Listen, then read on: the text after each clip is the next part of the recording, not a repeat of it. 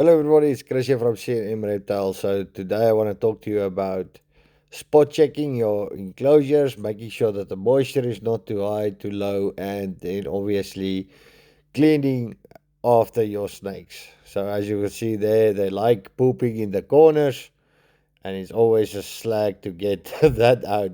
So, after we scoop out these things, we normally take a bit of the reptile disinfectant spray and we spray it down, and especially when it's too wet, we try and make a plan to take out a lot of the substrate and then exchange it with a bit drier one. So it's a fine line where you have to keep the balance between humidity and too wet, because you can get something that is too wet.